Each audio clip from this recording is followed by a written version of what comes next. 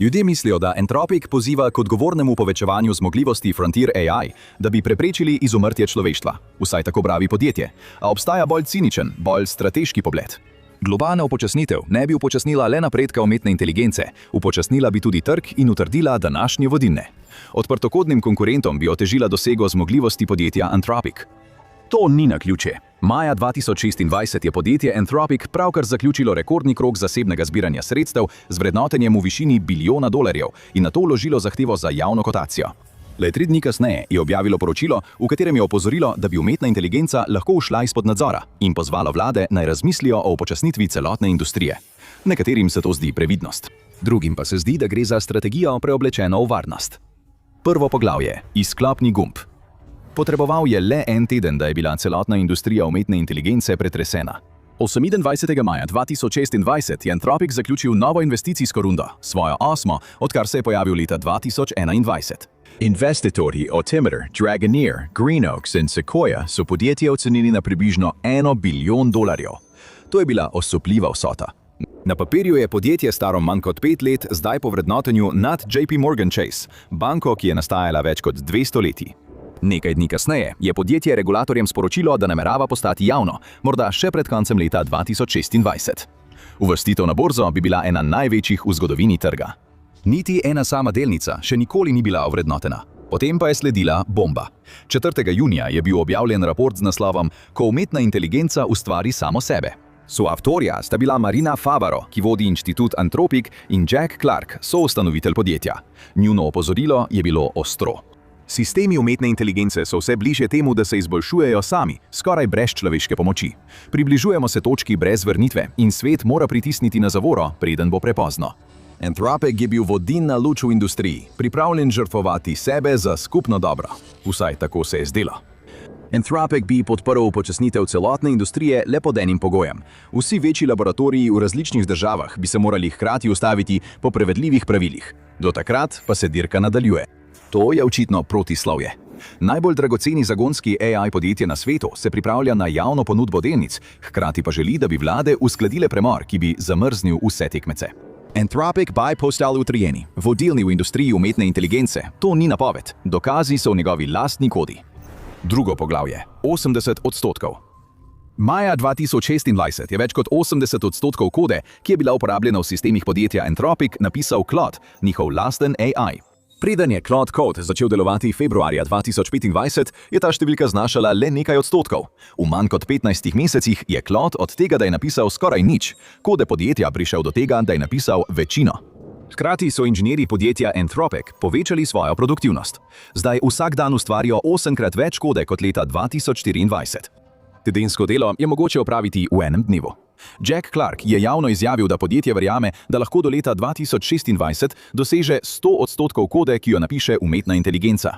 Umetna inteligenca bi lahko kmalu postala odgovorna za skoraj vso svojo kodo. Tudi vodilni v podjetju Anthropic opozarjajo na to tehnologijo. To spreminja, kaj pomeni biti inženir v podjetju. Ko stroj piše kodo, človek ni več avtor, postane le še pregledovanec. Ni več pomembno, kako hitro nekdo tipka, ampak kako hitro lahko bere. Če se upočasnitev uvede, bodo konkurenti trajno ostali v zaostanku. To je tisto, kar si Anthropic želi. Najprej pa se želimo zahvaliti sponzorju današnjega videa, Incogni. Ste že kdaj poiskali svoje ime na spletu in našli veliko več, kot ste pričakovali? Vaš domači naslov, telefonska številka, e-pošta in celo podatki o vaših sorodnikih se lahko znajdejo na spletnih straneh za iskanje ljudi in v podatkovnih bazah posrednikov podatkov. In ko so te podatki enkrat tam zunaj, jih lahko uporabijo za phishing prevare, krajo identitete, nadlegovanje ali kaj še hujšega. Zato sem se odločil preizkusiti Incogni. Začeti je bilo enostavno. Ustvaril sem svoj račun, izbral, čigave osebne podatke želim odstraniti in dal Incogniju dovoljenje, da ukrepa v mojem imenu. Od tam naprej Incogni v vašem imenu stopi v stik s posredniki podatkov, pošlje zahteve za odstranitev, se ukvarja z ugovori in vas ves čas obvešča o napredku. Kar mi je res všeč, je nadzorna plošča, ker celoten postopek naredi bolj oprijemljiv. Dejansko lahko vidite, kako se zahteve pošiljajo in spremljate napredek skozi čas. In po več kot tednu dni je veliko lažje videti, koliko dela Incogni opravi za vas v ozadju. To se zdi še posebej pomembno zdaj, ker velike kršitve varnosti podatkov nenehno razkrivajo osebne podatke. In ti podatki se lahko uporabijo, da so prevarantska e-poštna sporočila, klici in sporočila videti veliko bolj prepričljivi. Pred kratkim sem prejel eno od teh sporočil, v katerem je pisano, da paketa ni bilo mogoče dostaviti in da moram klikniti povezavo, da to uredim. In ker sem dejansko pričakoval paket, je bilo sporočilo videti veliko bolj verodostojno, kot bi moralo biti. Tudi en sam profil, ki ostane aktiven, lahko predstavlja resnična tveganja. Incogni ima zdaj tudi novo funkcijo za prilagojeno odstranjevanje v paketih Unlimited in Family Unlimited. Če torej najdete svoje podatke na določenem spletnem mestu za iskanje oseb ali na katerikoli drugi spletni strani, jih lahko označite in eden od Incognijevih agentov za zasebnost bo poskrbel za vse ostalo namesto vas. Pojdite na incogni.com, incogni.com/TIS in uporabite kodo TIS za ekskluzivnih 60% popusta. Še enkrat, to je incogni.com, incogni.com/TIS, koda TIS za 60% popusta. Kliknite spodnjo povezavo in odstranite svoje osebne podatke s trga z Incogni. Tretje poglavje. Zanka. Od uvedbe umetne inteligence je bilo veliko skrbi glede njene uporabe. Ena glavnih skrbi pa je hitrost njenega razvoja. Neodvisna raziskovalna skupina Meter meri, ali in kdaj bodo sistemi umetne inteligence postali grožnja družbi. V eni od raziskav so zastavili preprosto vprašanje. Kako dolgo lahko umetna inteligenca sama opravlja nalogo, preden naredi napako? Preizkusili so več naprednih modelov, vse od leta 2019, in odkrili vzorec. Modeli so lahko upravljali vedno daljše naloge, pri čemer se je zmogljivost podvojila približno vsakih 7 mesecev. Ta trend se je ohranil 6 let zapored, nato pa se je še pospešil. Po novejši oceni Metra se je čas podvajanja od leta 2023 skrajšal na približno 4 mesece. AI Digest je prav tako preučil podatke in predlagal, da bi lahko AI agenti, če se ta tempo ohrani, do leta 2027 opravljali naloge, ki trajajo 1 mesec. In ni zgornje meje. Pred nekaj leti so ti sistemi komajda zmogli naloge, ki so trajale nekaj minut. Zdaj lahko sledijo delu, za katerega človeški inženirji potrebujejo cel dan. Če se ta tempo ohrani, se časovni okvir premakne iz dni na tedne in nato na mesece. Aprila 2026 je podjetje Anthropic povedalo, da je Claude naredil več kot 800 popravkov in zmanjšal eno vrsto sistemskih napak za faktor 1000. Človeška ekipa bi za kaj takega potrebovala leta, da bi to razčistila. Model je to naredil v enem samem mesecu. Če sistemu zagotovite dovolj računske moči, bi stroji lahko zasnovali in izdelali svoje lastne zamenjave. Ljudje ne bi bili več potrebni. Medtem ko Anthropic opozarja na nevarnost, hkrati previdno poudarja, da se to še ni zgodilo, zato ni neizogibno. Vendar pa bi se to lahko zgodilo prej, kot je večina ustanov pripravljena. Če model gradi svojega naslednika, industrija potrebuje pravilnik, nekaj, kar določa, kdaj nadaljevati in kdaj ustaviti. In prav slučajno ima Anthropic že enega. Četrto poglavje. Sprožilec. Politika odgovornega povečevanja zmogljivosti zveni kot opozorilo, nekaj, česar bi se moralo zavedati celotno človeštvo. Osnovna ideja je preprosta. Model umetne inteligence lahko postane dovolj zmogljiv, da je resnično nevaren, in takrat morajo začeti veljati dodatni zaščitni ukrepi. Anthropic te sprožilne točke imenuje pragovi zmogljivosti. Oktobrska različica politike iz leta 2024 se začne z očitnimi tveganji, kemičnim, biološkim in jedrskim orožjem. Naj to doda še eno tveganje. Umetna inteligenca, ki lahko izvaja lastne raziskave umetne inteligence z malo človeške pomoči. Politika to uvršča pod avtonomne raziskave in razvoj umetne inteligence. Ko se model približa tej meji, smernice ne predlagajo, da ga izklopimo. Namesto tega zahtevajo bolj intenzivno testiranje in pospešitev dela na močnejših zaščitnih ukrepih. Preprosto povedano, podjetje je vzpostavilo strukturiran način za obravnavo možnosti, da bi umetna inteligenca začela sama izboljševati umetno inteligenco. To je več kot le interno obvestilo. Podobna ideja je skoraj postala zakon. Kalifornija je poskušala na ravni države narediti to, kar ta politika počne znotraj enega podjetja. Osredotočila se je le na največje modele, tiste, katerih usposabljanje stane več kot $100 milijonov in od njih zahtevala višje standarde. To je pomenilo več varnostnih preverjanj in zunanjih testiranj. Kršitev pravil bi pomenila visoke globe, ki bi se začele pri 10% stroškov usposabljanja in narasle na 30% za ponavljajoče se kršitve. A pojavilo se je nasprotovanje in kritiki so videli priložnost. Podjetje tveganega kapitala Andreessen Horowitz je opozorilo, da se pravila ne bodo ustavila pri največjih igralcih v industriji. Sčasoma, so dejali, bodo škodovala zagonskim podjetjem in obremenila manjše razvijalce. Razlog je strošek. Administrativna bremena, revizije in pravna tveganja najbolj prizadenejo podjetja z najmanj denarja. Goba v višini 10 do 30% enega cikla učenja je drobiž za podjetje, vredno $1 bilijon. Za zagonsko podjetje pa to pomeni celotno podjetje. Pravila bi pomenila namensko ekipo strokovnjakov za nadzor nad modeli. Le podjetja z najglobljo denarnico bi si lahko privoščila te stroške. Predlog Kalifornije nikoli ni postal zakon. Guverner Gavin Newsom ga je septembra 2024 zavrnil, vendar ni nikoli zares izginil. V različnih oblikah se znova pojavlja v drugih zveznih državah in državah po svetu, medtem pa ostaja v veljavi politika odgovornega povečevanja podjetja Anthropic. Ko eno podjetje začne določati pravila, ta pravila pogosto postanejo izhodišče, ki ga morajo vsi ostali doseči. 5. poglavje. Lestev. Maja 2026 so prihodki podjetja Anthropic dosegli 40 oziroma 47 milijard dolarjev. Ob koncu leta 2025 je bilo tole okoli 9 milijard. Wall Street Journal pričakuje še 130% rast, kar bi podjetje prvič potisnilo v dobiček. Te številke se odražajo tudi v vrednotenju. Septembra 2025 je bilo podjetje vredno 188 milijard dolarjev. Do maja 2026 je bilo skoraj 965 milijard.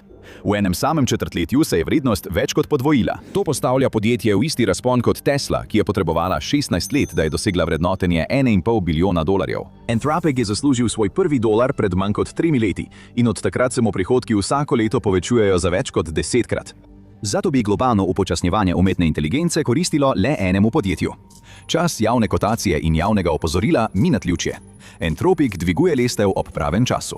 6. poglavje. Jarek. Poročilo podjetja Anthropic opisuje, kako hitro se stvari premikajo, hkrati pa predlaga, da bi vodilni laboratoriji morali usklajevati, kako poteka razvoj. V praksi to pomeni, da podjetja v ospredju pomagajo določiti omejitve za vse, ki so za njimi. Najnaprednejši sistemi postanejo novi standard, ki mu morajo slediti vsi ostali. Razen da ta standard ni določen z nevtralnega položaja. Ta standard je preprosto raven, na kateri so takrat vodilna podjetja na področju umetne inteligence. To ni obrobni argument. Prihaja od vodilnih osebnosti v industriji. Jan LeCun, glavni znanstvenik za umetno inteligenco pri podjetju Meta in prejemnik Turingove nagrade, je bil eden najglasnejših kritikov. Skrbi ga, da podjetja pretiravajo z nevarnostmi umetne inteligence na načine, ki regulatorje silijo k omejevanju določenih modelov. Potem, ko je podjetje Anthropic objavilo študijo, v kateri je trdilo, da je bil njihov sistem uporabljen pri kibernetskem napadu z minimalnim človeškim posredovanjem, je ameriški senator to navedel kot dokaz za strožjo zakonodajo o umetni inteligenci. LeCun je ostro odgovoril in dejal, da so kritiki zavedeni, ter opozoril, da bi lahko trditve, ki temeljijo na strahu, oblikovale regulacijo na način, ki izključuje manjše igralce. David Sachs, vlagatelj v umetno inteligenco iz Washingtona, je izpostavil podobno stališče in obtožil Anthropic, da uporablja strah pred tveganjem kot način za oblikovanje regulacije v svojo korist. Če se regulacije uskladijo z vizijo večjih podjetij, potem vsi ostali poskušajo dohiteti standard, ki ga niso pomagali postaviti. Vodilni laboratorij lahko podpira omejitve, ki jih že lahko izpolni. Manjši laboratoriji in neodvisni raziskovalci tega ne morejo. A ni tako preprosto. Tudi sama Anthropic priznava, da bi bil za resničen globalni premor potreben skupen nadzor ZDA, Kitajske in drugih velikih sil na področju umetne inteligence. To je zahteva, ki morda nikoli ne bo izpolnjena, a medtem se ni treba ustaviti. Tako imamo na eni strani pozive k zadržanosti, na drugi pa nadaljevanje pospeševanja. Oboje obstaja hkrati, ne da bi se med seboj razrešilo. 7. poglavje. Odpornost. Ne verjamejo vsi v potrebo po premoru, najglasnejši ugovori pa prihajajo iz enega dela industrije, odprtokodne skupnosti.